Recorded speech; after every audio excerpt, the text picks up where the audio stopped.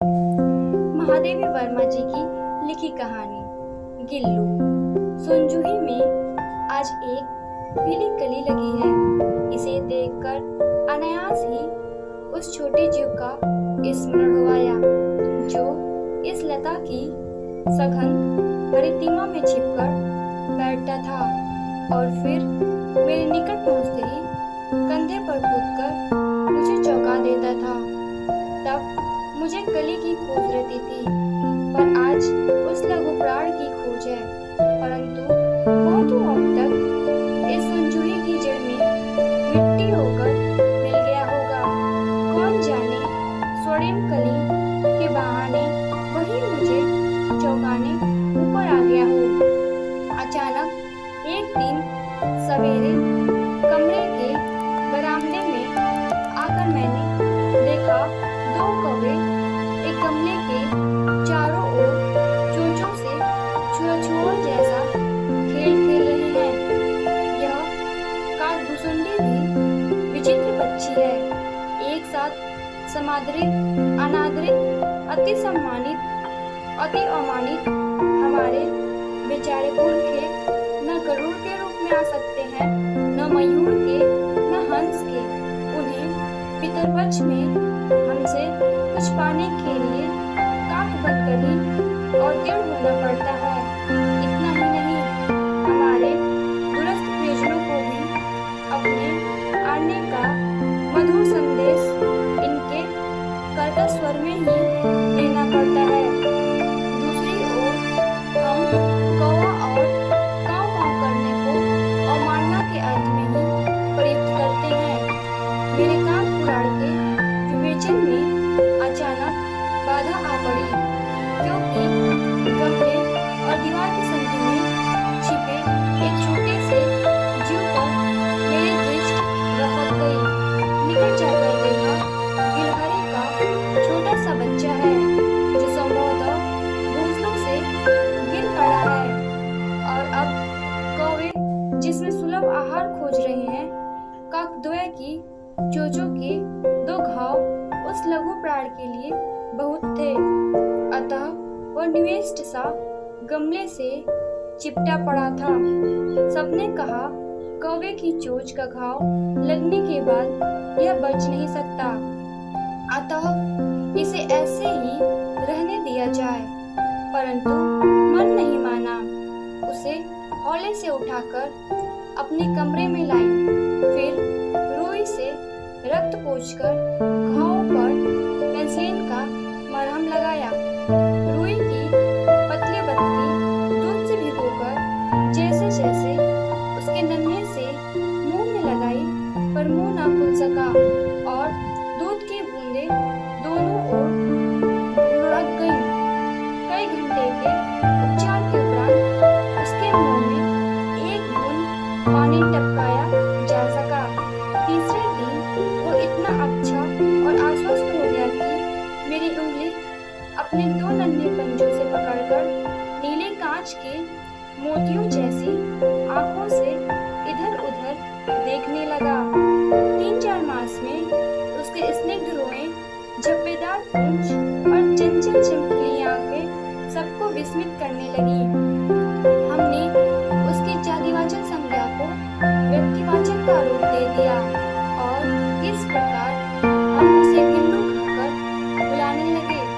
मैंने फूल रखने के लिए एक हल्की डालिया में रुई बिछाकर उसे तार से खिड़की पर लटका दिया। वहीं 2 वर्ष गिल्लू का घर रहा। वहाँ स्वयं लाकर अपने घर में झूलता और अपनी कांच के मनकोसी आंखें से कमरे के भीतर और खिड़की से बाहर न जाने क्या देखता समझता रहता था।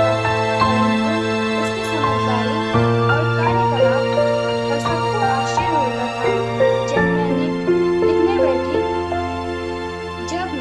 लिखने बैठती तब अपनी ओर मेरा ध्यान आकर्षित करने की उसे इतनी तीव्र इच्छा होती थी कि उसने एक अच्छा उपाय खोज निकाला।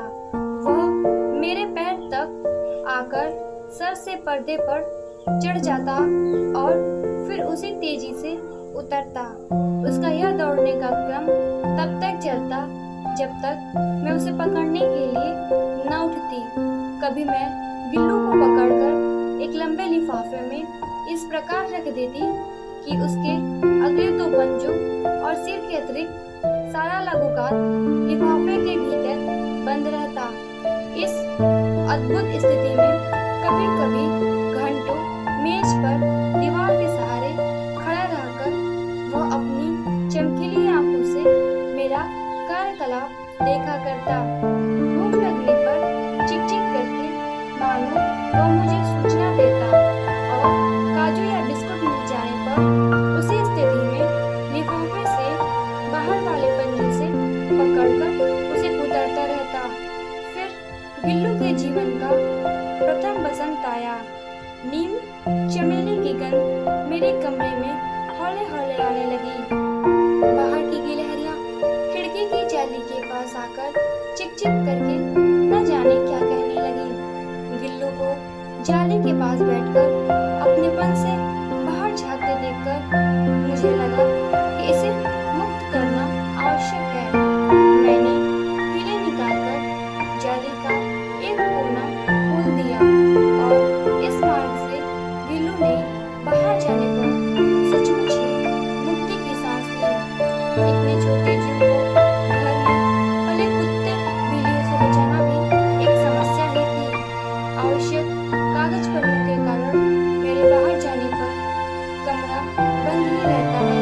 मेरे कॉलेज से लौटने पर जैसे ही कमरा खोला गया और मैंने भीतर कॉलेज का वैसे ही अपनी जाली के द्वार से भीतर आकर मेरे पैर से सिर और सिर से पैर तक दौड़ने लगा। अब तो ये नित्य का क्रम हो गया। मेरे कमरे से बाहर जाने पर गिल्लू भी खिड़की की खुली जाली की राह बाहर चला जाता और दिन भर गिलहरियों के झुंड का नेता बन हर डाल पर उछलता कूदता रहता और ठीक 4 बजे वह खिड़की से भीतर आकर अपने झूले में झूलने लगता। मुझे चौंकाने की इच्छा उसमें न जाने कब और कैसे उत्पन्न हो गई थी। कभी फूलदान के फूलों में छिप जाता, कभी पर्दे की चुनट में और कभी सोनजूही की पत्तियों में। मेरे पास बहुत से पशु पक्षी हैं और उनका मुझसे लगाव भी कम नहीं है, परंतु उनमें से किसी को मेरे साथ मेरी थाली में खाने की हिम्मत नहीं हुई। ऐसा मुझे स्मरण नहीं आता गिल्लू इनमें अपवाद था। मैं जैसे ही खाने के कमरे में पहुंचती, वो खिड़की से निकलकर आंगन की दीवार बरामदा पार करके मेज पर पहुंच जाता और मेरी थाली में बैठ जाना चाहता। बड़ी कठिनाई से मैंने उसे थाली के पास बैठना सिखाया, जहां बैठकर वो मेरी थाली में से एक एक चावल उठाकर बड़ी सफाई से खाता रहता। काजू उसका प्रिय खाद्य था और कई दिन काजू न मिलने पर वह अन्य खाने की चीजें या तो लेना बंद कर देता या झूले से नीचे फेंक देता था। उसी बीच मुझे मोटर दुर्घटना में आहत होकर कुछ दिन अस्पताल में रहना पड़ा। उन दिनों जब मेरे कमरे का दरवाजा खोला जाता, गिल्लू अपने झूले से उतरकर दौड़ता और फिर किसी दूसरे को देखकर उसी तेजी से अपने घोंसले में जा बैठता।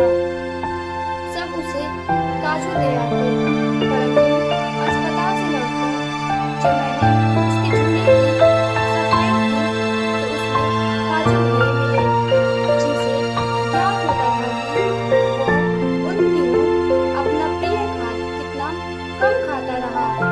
मेरी अस्वस्थता में वह तकिए पर सिरहाने बैठकर अपने नन्हे नन्हे पंजों से मेरे सिर और बालों को इतने हौले हौले सहलाता रहता कि उसका हटना एक परिचारिका के हटने के समान लगता। गर्मियों में जब मैं दोपहर में काम करती रहती तो गिल्लू न बाहर जाता न अपने झूले में बैठता। उसने मेरे निकट रहने के साथ गर्मी से बचने का एक स्वर्थक नया उपाय खोज निकाला था। वह मेरे पास रखी